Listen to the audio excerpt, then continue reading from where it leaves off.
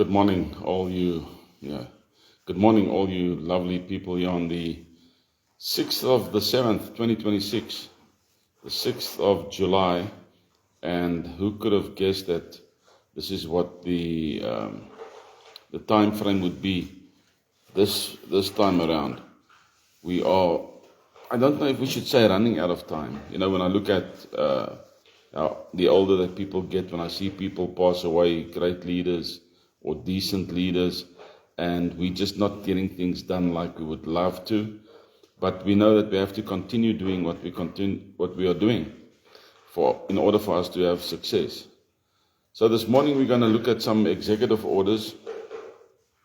These are orders that were prepared quite a while ago, and a lot has changed in the interim. A lot has changed, and we need to be able to have a focal point.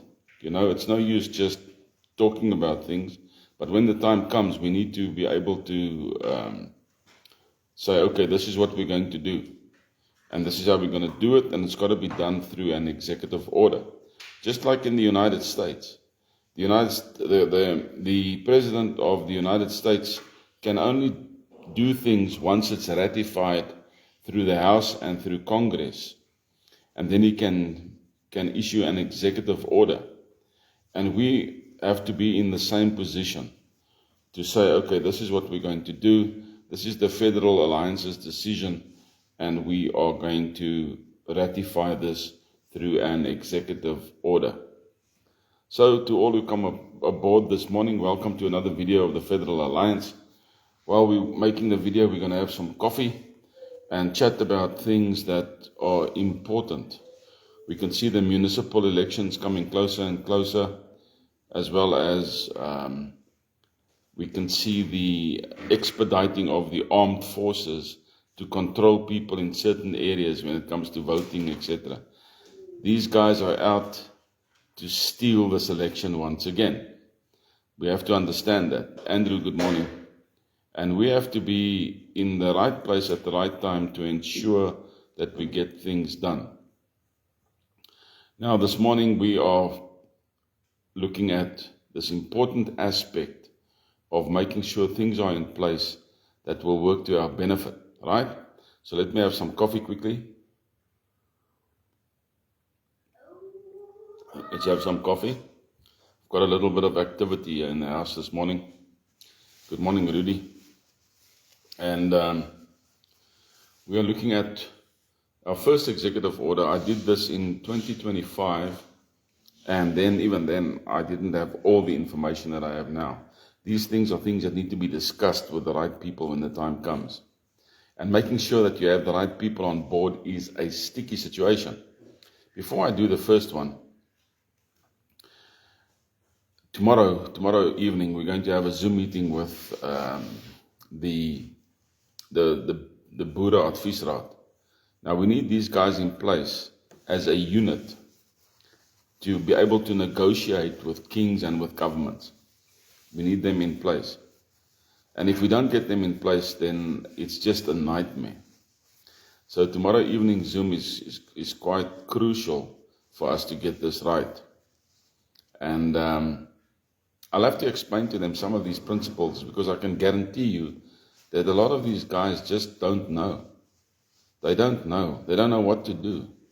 They have this hope, this future hope of securing a Boer state, a state for their own people, for our people, right? Because I'm also a Boer. We have this future hope. But if we don't put things in place, if we don't make sure that we do the right thing, then there's no way that we can even think of secession. If you secede, you secede to what? What are you going to do? What are you going to set in place? You can't. There's nothing. So, this is basically the beginning of it, right? So I want to read this only once, and then I'm not going to read it again in the next coming weeks as we go through various executive orders.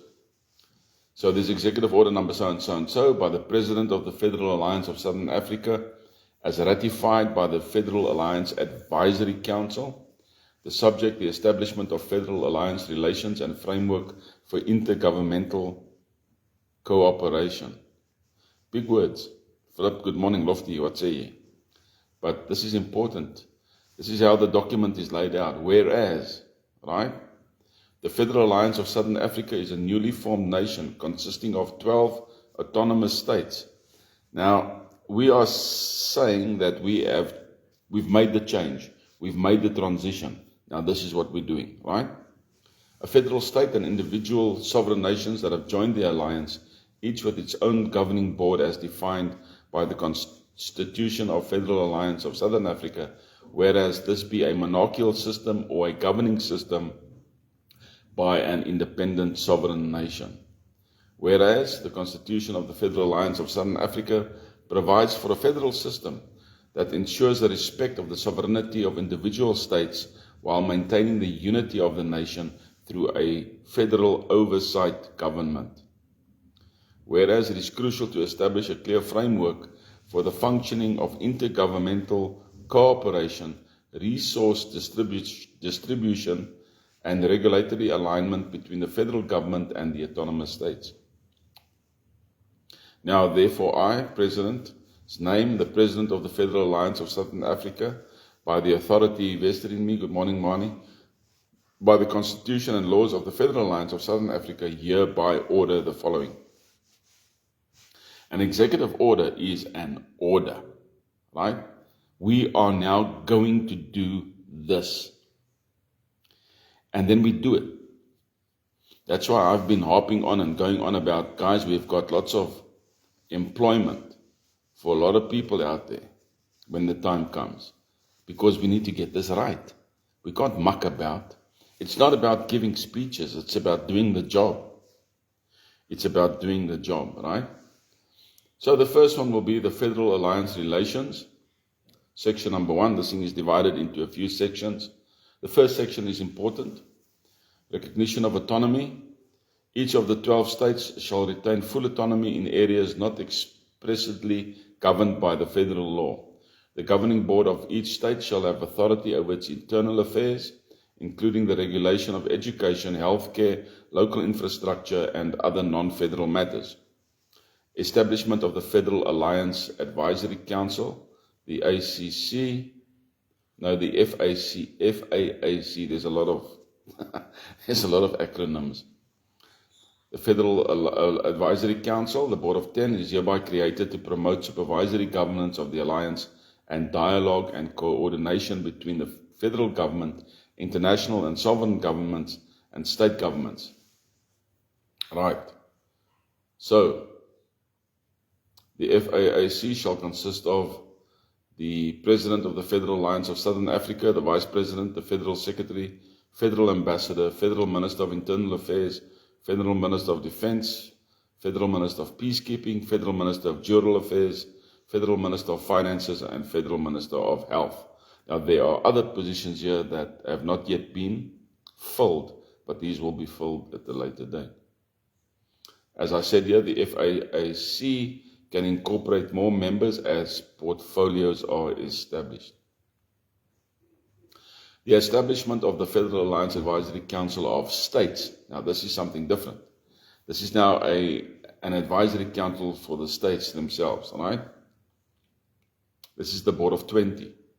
Is hereby created to promote dialogue and coordination between the federal government and state governments. The FAACS shall consist of the governors, vice presidents, state ambassadors, or equivalent heads of each of the 12 states or their designees. As seen, the FAACS can end up with more than 20 members, and the Federal Advisory Council is known as the Board of 10, right? Then we have the establishment of the Federal Alliance Advisory Council of Southern Africa. This is now a bigger board. This is important so that everybody is talking to everybody and everybody's on the same page. So in the Board of 20, we have one person from every state. In the Board of 40, we have 3 people from every state, right? So the next one will be then the FAACSA, right? Which is known as the Board of 40, is hereby created to promote dialogue and cooperation coordination between the federal government and state governmental departments, and the FAICS shall consist of the board of 20, 2 representatives from state ministers relevant to state federal cooperation, finance, foreign affairs, justice. These representatives will be appointed by monarchs and sovereign nation leaders. The board will also increase as more states and foreign nations join. Now, this is an important thing. We cannot go Mickey Mouse about this. We cannot go Mickey Mouse about this. We must be shown to be professional in our dealings with other nations. Otherwise, political groupings will just think that we are Mickey Mouse. And we don't want that, right? We need to have the right people in place saying the right things and doing the right things. That is seriously important. That is seriously important. So, this will obviously increase as time goes by, and this is for interfederal cooperation. The FAIC shall meet weekly to address matters of federal concern, and the FAICS shall meet weekly to address matters of national concern that affect both federal and state governments, such as national security, economic policy, and natural resources management and infrastructural projects. The FAICSA shall meet monthly concerning internal matters such as deemed by the Council, example, agriculture, and so on. Cooperation shall focus on mutual interests and ensuring that the rights and autonomy of the states and sovereign nations are respected. Then, allocation of powers and responsibilities. We have to understand that we are a supervisory governmental structure. By the people, for the people, right? The federal powers. The federal government shall retain exclusive jurisdiction over matters of national defense, foreign policy, federal taxation, immigration, national currency, and the enforcement of federal laws that apply across the entire nation. State powers. States shall have the power to regulate and manage the following areas within their borders: education, health and welfare programs, local policing and public safety, infrastructure and transportation within the state, environmental and agricultural policies specific to state resources. Concurrent powers, powers that will be shared by both federal and state.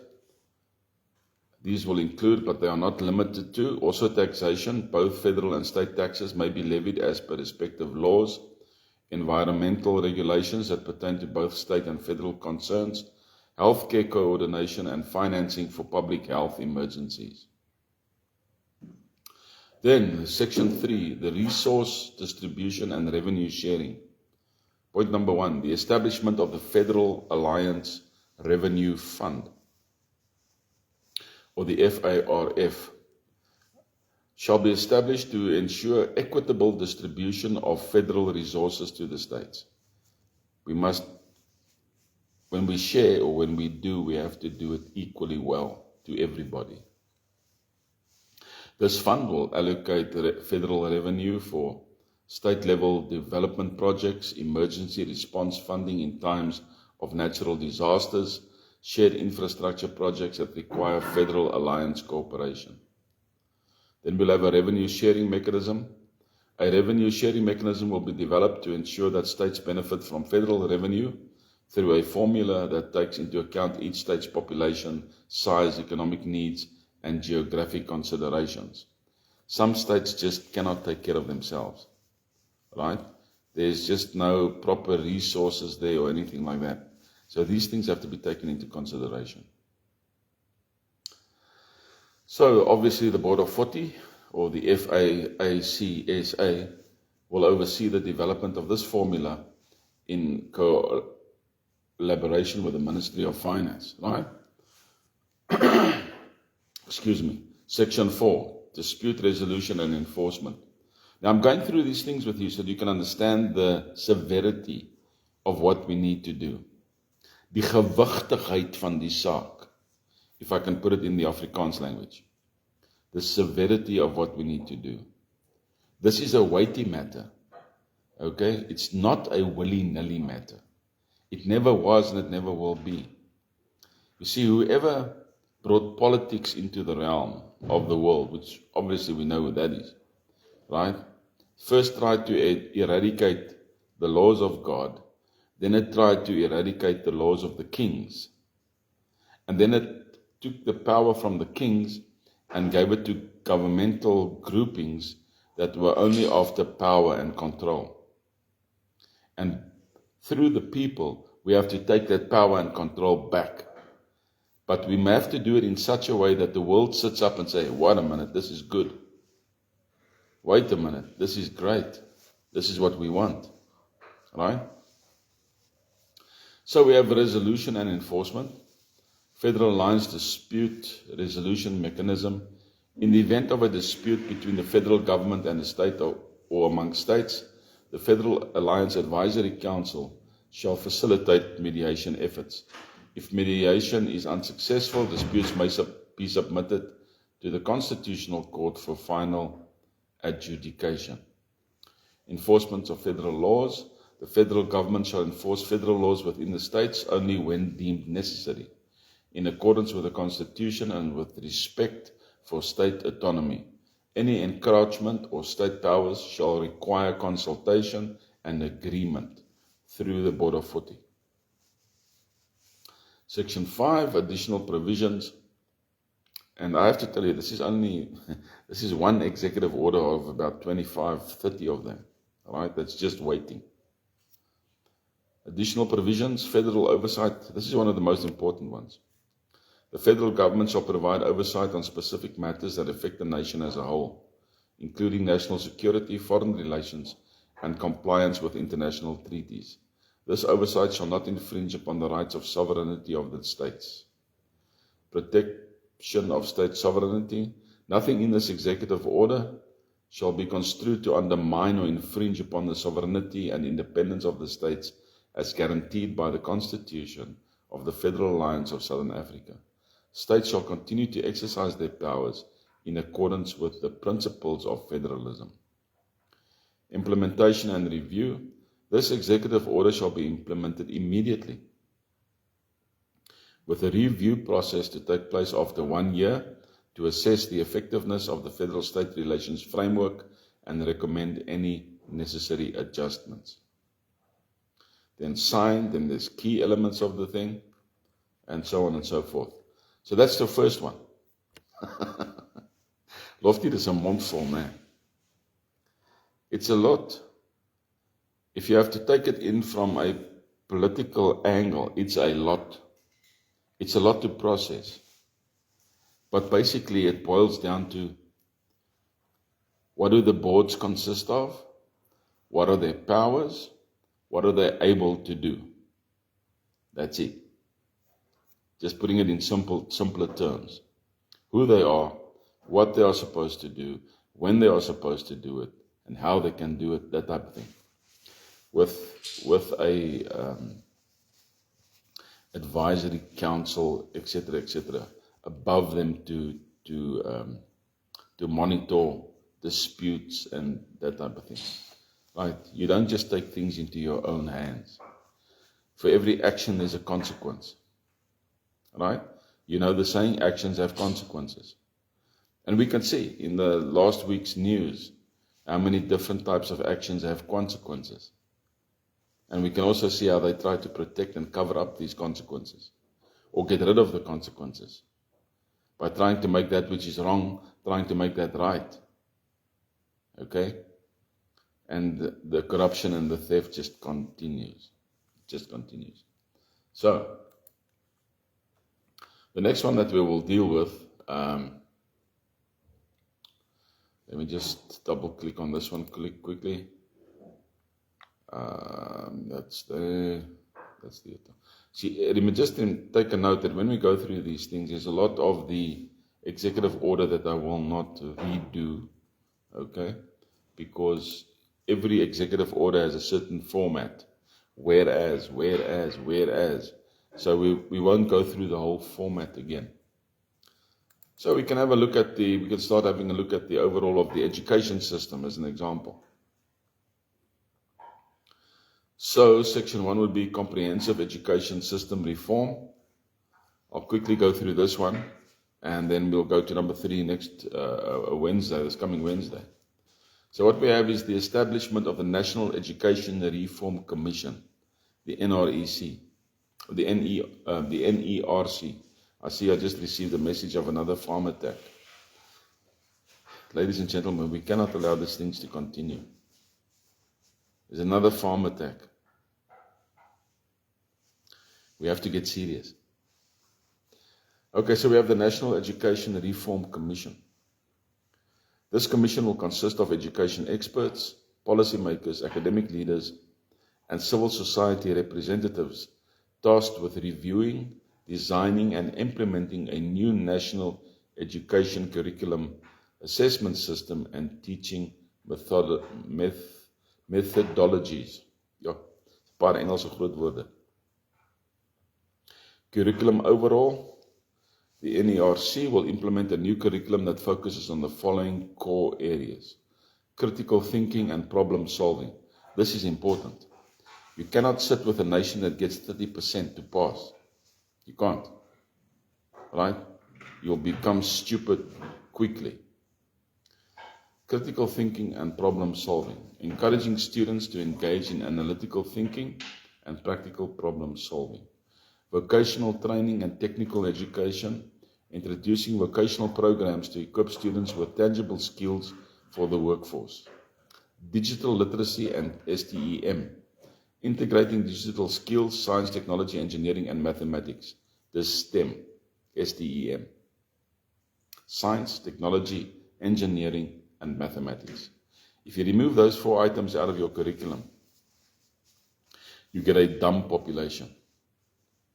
And they are already stupid. Right? So you're going to dumb them down even more. Civic education and national identity, teaching students the principles of democratic governance, citizenship, and cultural heritage. Cultural heritage is important. You see that we have a lot of, if you speak about cultural heritage, you have a lot of Boere hanging out at Hennies.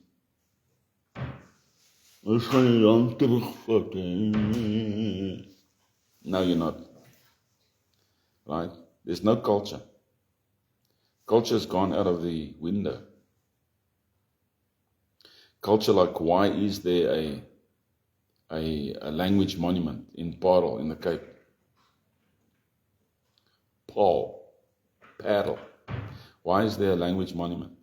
Why is there a Voortrekker monument, even though the Voortrekker monument is a Freemasons temple? Yes, but that's a story for another day. That's not the building of the Church of God in any way. Excuse me. So there's a lot of things in culture that we need to take into consideration.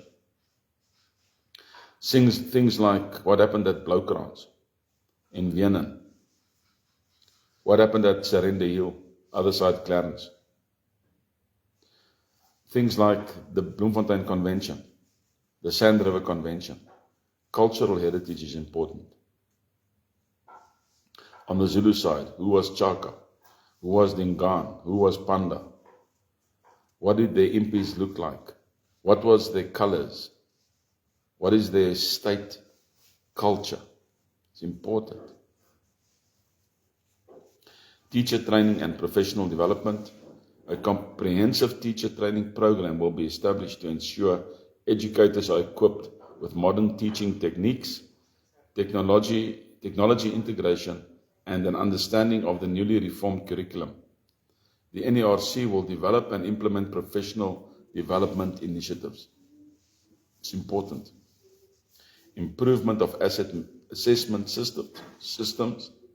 The current assessment and grading system will be reviewed and restructured to emphasize both knowledge and practical skills. The NERC will introduce national assessments that encourage creativity, application of knowledge, and critical thinking. Just an example. Let's say we have a student that's an A grade student, right? he or her, they pass with flying colors. Man, they really put the effort in. And they've got 6 straight A's. Right? That type of person must get advancement into a university for free. For free. Studies must be for free. If you put in the effort, you get the reward. That's what it must be like. All right? If you put in the effort, you get the reward. And it's the same with the university. If you put in the effort, you get the reward. If you do well at a young age, you don't have to go through certain ranks, managerial ranks, to get to a certain point in your life. If you know what you're doing, you get the job. Because it's to the benefit of society. If you know what you're doing, you get the job. And it's the same with starting at the bottom. When kids go to school for the first time, right?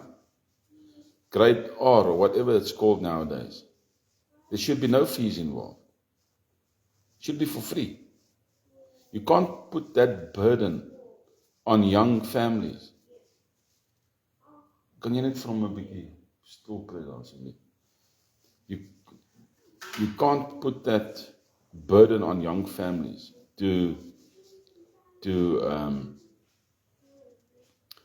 pay for education from that age. It's, I'm speaking to teachers, and I said to them, what would you like to have as a living wage, right? As a living wage. So the basic answer is 30,000 Rand a month.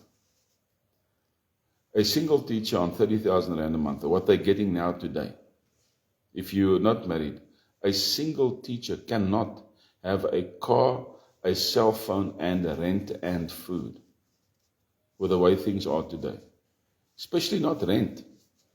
You know how difficult it is for single teachers to do all those things. It's impossible. So I made the suggestion. I said, okay, let's say we cut the tax. We remove personal tax completely. And the answer was very simple. Then the wage is sufficient. Then the wage is sufficient. Teachers get taxed up to 10,000 Rand on some of their salaries and wages. It's ridiculous. 10,000 Rand is rental nowadays. Right? And most of us can't afford it. I can't afford it at this moment in time. I can't. Because we are in a position of transition. Right? So while we're in this position of transition, I can't afford this kind of thing. I've got to sweat with Dr. Sean Stewart and Henry MacArthur and these guys trying to get the finances to do this. Even now that we've done the app has got to be promoted more than what it is now. It's insufficient. It's insufficient to produce what we needed to produce, but we don't stop. And here's Rudy, he says, ek het laas jaar nog as 'n ambagsman minder as 30,000 gekry. So there's a discrepancy in wages in a vast majority of sectors. But education is one of the most important sectors in our nation. Education, medical side, right? The policing side, peacekeeping side. A peacekeeper or ex-policeman's wage must be of such a nature that he does not want to steal. He's got no reason to steal. He shouldn't have a reason to steal. He shouldn't have worries like, what's my electricity bill going to be this month? Or what's my food bill going to be this month? His only concern must be to take care of the population. His only concern must be peacekeeping. His wages must be sufficient. Right? Bureaucratic wages does not have to be so extreme. X million a month. Some of these company CEOs get money that's crazy. Now we want to remove tax, but there's going to be a definite clause when it comes to certain amounts of money being paid to executives. There's going to be a definite clause, right? If an executive is paid a crazy amount, that means your service to the community can drop. Is that not true? We buy, let's say, 500 megabytes of data, right? 500 megabytes of data for a day. We buy that for the Vodacom deal now is $10. 500 megabytes for a day. It's $10, right? On your phone. And that allows an executive, plus all the other deals, allows these top executives to get paid 1, 2, 3, 4 million a month. So if they get paid 1, 2, 3, 4 million a month, then we can get that 500 megabyte data for 5 Rand a day or 3 Rand a day. Why do they have to get such exorbitant wages? Why? It's theft, right? Yes, and why should fuel be so expensive, Lofty? Why do we need to get fuel from the eastern countries when we have oil in Angola? Think about it. Why do we need to get that kind of fuel? Right? And food. One of the simple basic laws in the state will be the following: that each townhouse complex must have X amount of fruit trees in the complex. Each personal, individual owned home must have a minimum of 2 fruit trees in the yard. A minimum. Right? A minimum of 2 fruit trees.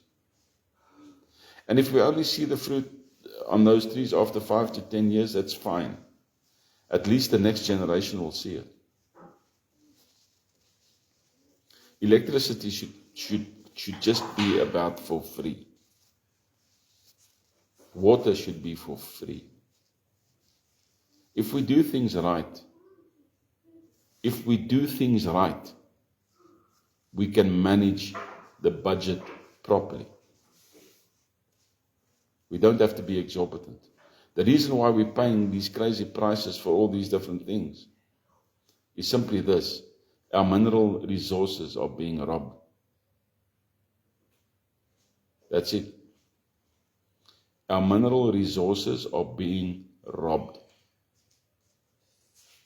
We are being stripped of what belongs to the people of this nation. From fisheries to sugar, to you name it. We have sufficient in this country. Sufficient. We are being robbed. The bottom line is that in every industry in South Africa, the South Africans will benefit first. Whether it's export of fruit. Why do we need to get the rubbish in Checkers and Pick n Pay when the best fruit are exported? The best fruit are exported. Why should we get the rubbish? Okay? That's not going to happen in the Federal Alliance of Southern Africa. So we'll have executive orders in place that ensures that our well-being, our health, and our prosperity and our security and all these things are properly taken care of when the time comes. So, don't stop supporting the Federal Alliance of Southern Africa. We are busy. I can currently say to you that you can look at the Suidlanders, you can look at Ernst Roots, you can look at all these guys with all their videos and all their things. They are just talking. They do not have a plan. They are not even close to where the Federal Alliance is with planning for the future. Not even close. So take that under your belt and keep supporting us. Why? Because we want to be freelanders. then Englishmen, Boere, Boer Afrikaners, Afrikaners, Zulu, Xhosa, a nation of nations, getting it right. Not a rainbow nation, a nation of nations, each one having its own state with its own laws. Right? And with God is unity, strength. There's no other way. There's no other way. Have a blessed day, guys. Alles wat mooi is.